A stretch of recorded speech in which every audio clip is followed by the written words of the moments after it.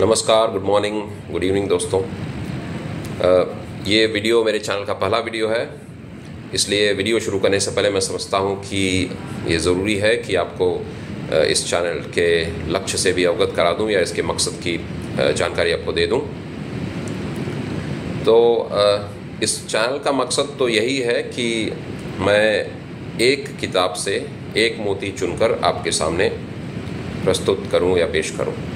तो हर किताब में कई मोती भरे पड़े होते हैं। अगर आपको हर मोती की जानकारी मैं देना चाहूं तो जिसने किताब लिखी है, जिसने किताब छापी है, जिसने किताब को अपने वेबसाइट पर या ऑनलाइन पोर्टल पर बेचने के लिए उपलब्ध कराया है, उन सब के साथ नाइंसाफ़ी होगी। तो अगर आपको हर मोती बटोरना है किसी भी किताब से, तो आप उस किताब को खरीदिए और उसे पूरी तरह पढ़ लीजिए, मतलब शुरू से आखिर तक पढ़ लीजिए। मुझे तो ये आशा है और तमन्ना है कि मेरी आशा है और मेरी तमन्ना है कि आप केवल एक मोती से ही संतुष्ट या मुतमईन नहीं हो जाएंगे। मेरी तमन्ना तो यही है कि आप किताब खरीदें और ख़ुद उसका लाभ या फ़ायदा लें, और उसके लेखक, प्रकाशक और उसके विक्रेता यानी जो उसको बेचने वाले हैं उनको भी फ़ायदा पहुँचाएँ। तो अब कुछ एक लफ्ज़ या शब्द इन मोतियों के बारे में। मोती से मेरा मतलब है इस ऐसे बढ़िया ख्याल और विचार जो जीवन में काम आए। मन बहलाने के लिए या समय काटने के लिए तो बहुत किताबें हैं, पर ऐसे विचार जो ज़िंदगी में काम आए और मुश्किल वक्त में साथी की तरह साथ दें बहुत ज़रूरी होते हैं। जैसे अच्छे खाने से शरीर और जिस्म मजबूत होता है, उसी तरह अच्छे ख्याल और विचार से मन और आत्मा ताकतवर, शक्तिशाली और मजबूत होते हैं। तो आइए मैं आपको आज की किताब और उसमें से एक मोती जो मैं आपके सामने रखना चाहूँगा से आपका परिचय या तारुफ कराऊँ। तो आज जिस पुस्तक से हम एक मोती चुनकर उसके बारे में चर्चा करेंगे वह है तुलसीदास जी द्वारा रची गई पुस्तक रामचरितमानस। इस पुस्तक से तो लगभग सारे सुनने वाले परिचित होंगे। तुलसीदास जी की रामचरितमानस गांधी जी का एक सबसे पसंदीदा ग्रंथ था। वे तो यहाँ तक कहते थे कि भक्ति की पुस्तकों में तुलसीदास जी का यह ग्रंथ सबसे उत्तम या बेहतरीन है। अगर आप इस बारे में और जानना चाहें, यानी गांधी जी रामचरितमानस पर क्या सोचते थे, तो आप उनकी आत्मकथा में ये पढ़ सकते हैं। मेरे ख्याल से उस अध्याय का नाम है धर्म की झांकी, और अंग्रेज़ी में अक्वेंटेंस विद रिलीजन्स। तो इसमें उन्होंने बताया है कि रामचरितमानस का प्रभाव उन पर कैसे पड़ा। लाधा महाराज जो एक भक्त थे, वे जब रामचरितमानस पढ़ते थे तो गांधी जी भी श्रोताओं के बीच बैठते थे जो सुनने वाले थे, और जब लाधा महाराज दोहा और चौपाई पढ़कर सुनाते थे तो उनका गांधी जी पर बहुत असर पड़ा। खैर, अब आते हैं हम इस पुस्तक से जो मोती है उसके बारे में अब हम चर्चा करेंगे, उस मोती के बारे में। तो अब मैं पहले आपको बता दूं कि मैं किस पुस्तक से ये मोती चुन रहा हूँ। ये पुस्तक है रामचरितमानस, श्री गोस्वामी तुलसीदास कृत, यानी श्री गोस्वामी तुलसीदास जी द्वारा रचित रामायण यानी रामचरितमानस। और इसको छापने वाले हैं खेमराज श्री कृष्णदास, श्री वेंकटेश्वर छापाखाना, मुंबई। ये किताब आप खेमराज श्री कृष्णदास से भी मंगवा सकते हैं, या आप मेरे ख्याल से बनारस में भी चौक के आसपास मेरे ख्याल से इनकी दुकान है, किताबों की दुकान है। और अगर नहीं है तो आप ऑनलाइन भी मंगा सकते हैं। एक्सोटिक इंडिया में भी ये किताब मिलती है। मैंने तो खेमराज श्री कृष्णदास से मंगवाई थी कई साल पहले। तो गीता प्रेस की भी रामचरितमानस है, पर इसकी खास बात यह है कि इसमें क्षेपक भी दिए हुए हैं। क्षेपक यानी ऐसे दोहे या चौपाई या छंद जिन्हें संपादक ये मानते हैं कि जिन्हें बाद में जोड़ा गया था, शायद उनके लेखक तुलसीदास जी नहीं थे। तो पर ये क्या होता है कि मान लीजिए तुलसीदास जी ने उन दोहों और चौपाइयों को नहीं लिखा हो, लेकिन उनमें बहुत सारी अच्छाइयाँ हैं, बहुत अच्छे विचार हैं। तो उन विचारों को भी इसमें डाल दिया गया है और उन्हें क्षेपक और इसमें बताया गया है कि वे क्षेपक हैं। तो पढ़ते वक्त आप समझ जाएंगे कि शायद तुलसीदास जी ने उन चौपाइयों और दोहों को न लिखा हो, लेकिन उससे क्या, अगर वे अच्छे विचार हैं तो आप उनसे फ़ायदा उठाइए। तो इसलिए मैं तो ये कहूँगा कि आप इस रामचरितमानस को भी एक बार पढ़ ही लीजिए, जो कि श्री कृष्णदास, खेमराज श्री कृष्णदास, श्री वेंकटेश्वर छापाखाना मुंबई ने छापा है। तो आइए अब उस मोती की ओर पढ़ते हैं। तो इनकी रामचरितमानस ग्रंथ में ये जो मोती मैं आपके सामने प्रस्तुत करने जा रहा हूँ, ये बहुत ही बेशकीमती और बहुमूल्य फॉर्मूला है, और इसका इस्तेमाल करके आप अपनी ज़िंदगी बदल पाएंगे। और ये फॉर्मूला एक दोहे की शक्ल में है। तो दोहा है, जड़ चेतन गुण दोषमय, विश्व कीन करतार, संत हंस गुण गहि पय, परिहरिवार विकार। तो मैं इसका अर्थ जैसा कि इस पुस्तक में दिया गया है, मैं आपको पढ़ के सुना देता हूँ। तो उसका अर्थ इसमें दिया गया है, जड़ जो चले नहीं, चेतन जो चलें, गुण दोष युक्त ब्रह्मा ने जगत की रचना की है। उन्हें अलग करने को इसमें हंस रूप जो श्रेष्ठ महात्मा है, वे गुण रूपी दूध पीते और दोष रूपी विकार जल का त्याग कर देते हैं। मनुष्य को योग्य है कि जिससे मिले उसके गुण ग्रहण करे, अवगुण छोड़ दे। तो यह फॉर्मूला तुलसीदास जी का। तो ये तो थी जो इसके कमेंटेटर हैं, यानी जिन्होंने टीका लिखी है, ज्वाला प्रसाद मिश्र जी, ये उनके विचार थे। तो मैंने इसका अर्थ जैसे समझा वो मैं आपके सामने पेश करता हूँ या बयान करता हूँ। तो एक भला आदमी इस भगवान की बनाई दुनिया, जो कि बेजान और जानदार और अच्छाई और बुराई से भरी है, उसी तरह बर्ताव करता है जैसे कि एक हंस उस पदार्थ से व्यवहार करता है जिसमें पानी और दूध मिला हुआ हो।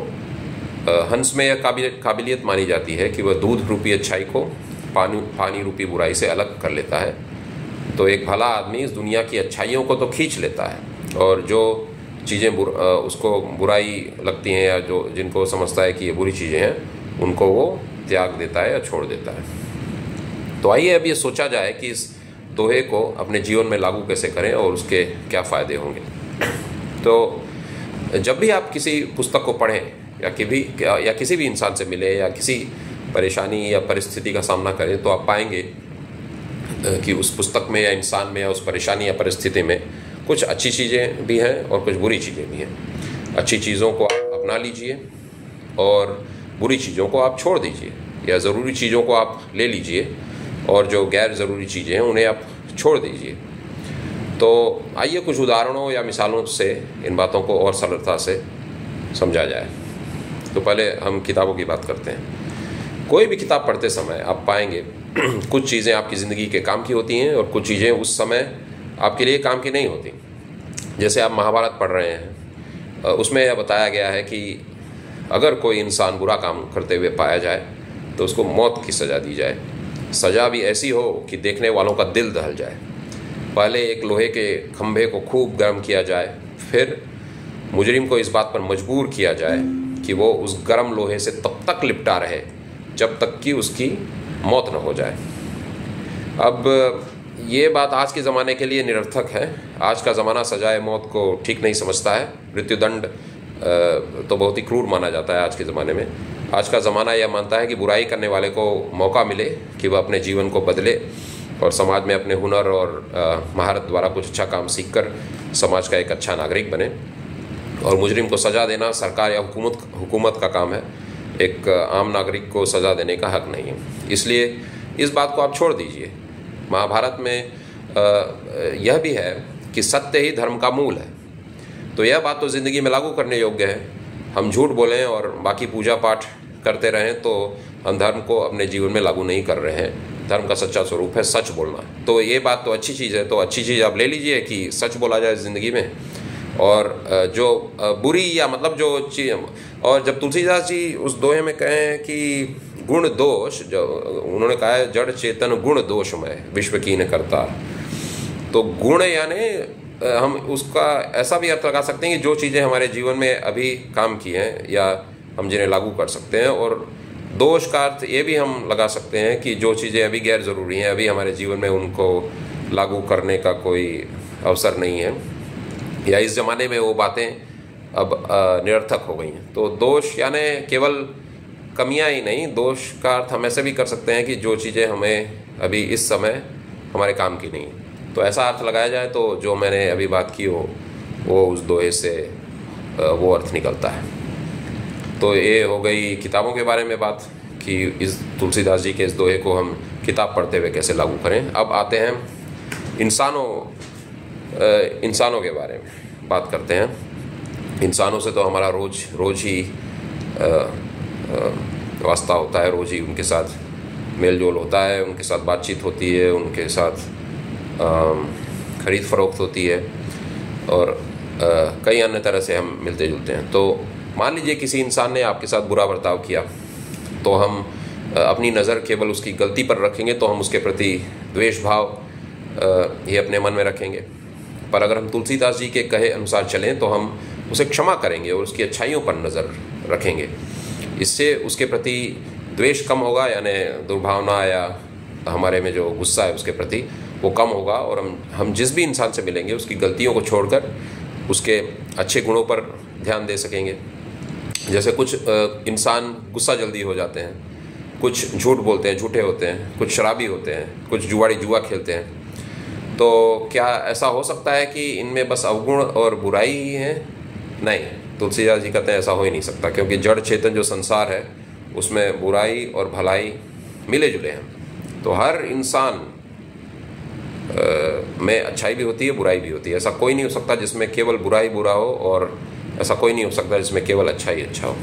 तो तुलसीदास जी कहते हैं कि प्रकृति या कुदरत में जो भी है उस सब में गुण और दोष दोनों मिले हुए हैं। तो हर इंसान में गुण खोजिए और उसी कारण से उसके साथ प्रेम के साथ व्यवहार कीजिए, मतलब उसके साथ नर्म दिल बनिए और उसके दोषों को नज़रअंदाज कीजिए, दोषों से अपने ध्यान को हटाइए और उसके अच्छे गुणों पर अपना ध्यान केंद्रित कीजिए, उस पर तवज्जो दीजिए।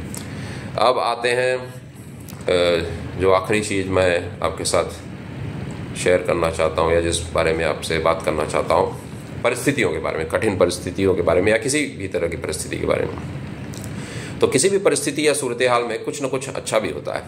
मान लीजिए आपको आमदनी में मुश्किलों का सामना करना पड़ रहा है, मान लीजिए आपका बिजनेस नहीं चल रहा है या आपकी नौकरी चली गई है या आप किसी विषय में फ़ेल हो गए हैं। फेल मैं जैसे कोई एग्ज़ाम दिए, बच्चे भी इससे फ़ायदा उठा सकते हैं। एग्ज़ाम लिखे फ़ेल हो गए, या कोई ग्रेजुएट स्टूडेंट है, कॉलेज स्टूडेंट है या किसी कंपटीशन की तैयारी कर रहा है, फ़ेल हो गया मान लीजिए। तो इन मुश्किलों की वजह से आपके अंदर जो छुपा हुआ जोश है, हिम्मत है, बहादुरी है, मजबूती है, क्रिएटिविटी है, जिसको रचनात्मकता कहते हैं हिंदी में, रचनात्मकता है, ये उभर कर तभी आते हैं जब आप मुश्किलों का सामना करते हैं। इसलिए इन मुश्किलों के आने पर अफसोस नहीं करना चाहिए। मुश्किलों में जितना इंसान सीखता है और अपने अंदर छुपे हुए गुणों को जगाता है, उतना एक आसान ज़िंदगी से नहीं सीखता। तो अब तुलसीदास जी का दोहा अगर हम कठिन परिस्थितियों में लागू करेंगे तो हम उससे यही सीखेंगे कि जब मुश्किलें आती हैं तो घबराइए मत और केवल उसके जो नकारात्मक पहलू हैं उन पर आप ध्यान मत केंद्रित कीजिए, उन पर बस मत अपने विचारों को रखिए। आप ये सोचिए कि उन मुश्किलों की वजह से आप क्या कुछ नया कर सकते हैं, क्या क्रिएटिविटी अपने अंदर आप जागृत कर सकते हैं, आप अपने हिम्मत को, अपने जोश को, अपने सकारात्मक सोच को आप कैसे बढ़ा सकते हैं। तो एक चीज़ जो मैं कहना चाहूँगा वो है एक यूट्यूब चैनल जिसको आप सब्सक्राइब भी कर सकते हैं और आप उनके कुछ वीडियोस देख भी सकते हैं। उनके चैनल का नाम मेरे ख्याल से है देहाती मैडम, इंग्लिश स्पीकिंग विद देहाती मैडम या ऐसा ही कुछ है। तो उस चैनल को आप देखिए, कैसे एक उत्तर प्रदेश के एक गांव की औरत जिसे अंग्रेज़ी नहीं आती थी, उसने यूट्यूब से पहले अंग्रेज़ी सीखी और फिर अब वो अंग्रेज़ी सिखाती है यूट्यूब से और बहुत ही बढ़िया अंग्रेज़ी बोलती है। तो वो बहुत ही कठिन परिस्थिति में पड़ गई थी, मुश्किलों का सामना कर रही थी। मेरे ख्याल से उसके पति की नौकरी भी चली गई थी या उसके पति का एक्सीडेंट हो गया था, तो घर में आर्थिक समस्या आ गई थी, परेशानी हो गई थी, आमदनी कम हो गई थी। तो इसलिए देर रात जाग कर वो अंग्रेज़ी सीख कर अपने चैनल पर काम करती थी और आज उसके 3,75,000 से ज़्यादा सब्सक्राइबर्स हैं। तो वो कहानी बहुत ही इंस्पिरेशनल है, बहुत ही हमें उत्साह देती है। तो आप उनके वीडियोस को देखिएगा। तो आज के लिए इतना ही दोस्तों, अगले वीडियो में फिर मुलाकात होगी एक नई किताब के साथ और उसमें से चुने हुए एक नए मोती के साथ। नमस्कार।